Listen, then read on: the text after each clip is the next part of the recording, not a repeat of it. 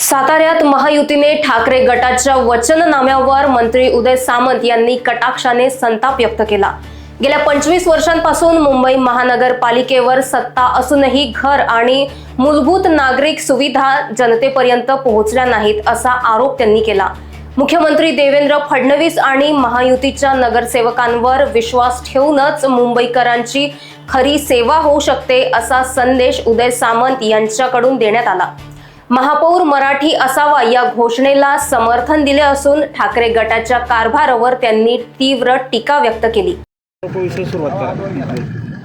आज साहित्य संमेलनाचा समारोप होता आणि या समारोप प्रसंगी शिवसेनेचे मुख्य नेते आणि उपमुख्यमंत्री एकनाथ शिंदे साहेब उपस्थित होते।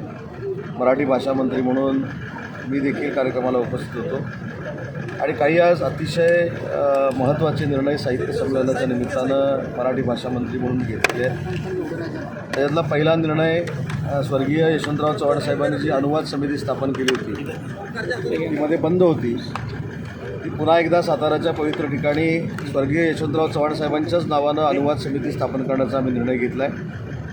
100वे नाट्य संमेलन पुढच्या वर्षी असल्यामुळं जे 100 साहित्य संमेलनाचे अध्यक्ष झाले त्यांना गदी माडगुळकरांच्या नावानं सन्मान निधी देण्याची भूमिका देखील मराठी भाषा विभाग घेणार आहे। अजून एक महत्त्वाची जी योजना आपण आखतोय ती म्हणजे साहित्य संमेलनाचे निवृत्त होणारे जे संमेलनाध्यक्ष आहेत त्यांना देखील महाजी शिंदेंच्या नावानं सन्मान निधी आपण यावर्षीपासून जाहीर करतोय आणि जे साहित्य संमेलनाचे अध्यक्ष मराठी भाषेच्या उद्धारासाठी पूर्ण महाराष्ट्रामध्ये फिरत असतात त्यांना देखील आर्थिक मदत करण्याचा निर्णय मराठी भाषा मंत्री म्हणून मी आज घेतलेला आहे। साहेब, एक राजकीय प्रश्न होता की ठाकरे बंधूंचा वचननामा जो आहे तो जाहीर झालेला आहे, तर याबाबत काय फरक पडू शकतो का या पुढील निवडणुकीच्या? त्यांचे वचननामे गेले 25 वर्ष आपण बघताय। वचननामा न वाचता देखील मी पहिलं त्याच्यातलं काही सांगू शकतो मुद्दे।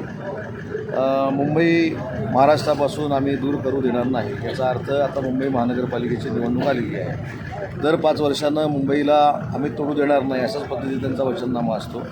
25 वर्ष महानगरपालिका त्यांच्याच ताब्यात होती, परंतु कुठचाही त्यांचा वचननामा पूर्ण होऊ शकला नाही।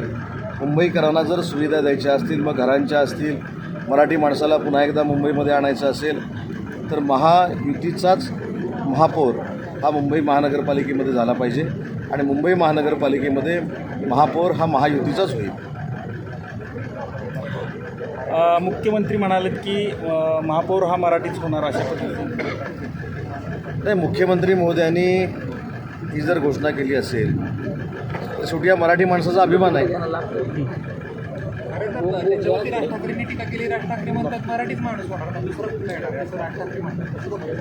मग त्यांना शुभेच्छा आहेत, त्यांच्याकडे काय बघायचं आता? त्यांची युती झालेली आहे आणि तुम्हाला आठवत असेल तर बघा, मी मुंबईमधनं पहिला पत्रकार परिषद घेणारा होतो की 50 ते 53 जागा UBT मनसेला देईल आणि मनसेच्या पाठीत खंजीर खुपसेल। त्याच पद्धतीनं जागा दिलेल्या आहेत आणि मनसेच्या पाठीमध्ये खंजीर खुपसलेला आहे। कदाचित जाहीरपणानं राजसाहेबांना बोलता येत नसेल, परंतु नक्की मनामध्ये वेदना होत असते। उद्या म्हणजे मला तुम्ही सगळ्यांना आपला निधी दिला तर साहित्यिकांचा तुम्ही सन्मान करणार।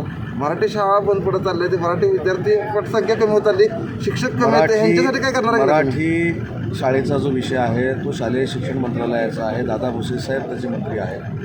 परंतु एक मराठी शाळेचं मी उदाहरण देतो माझ्या मतदारसंघातलं। Bureau report, Lokvahini media, Satara.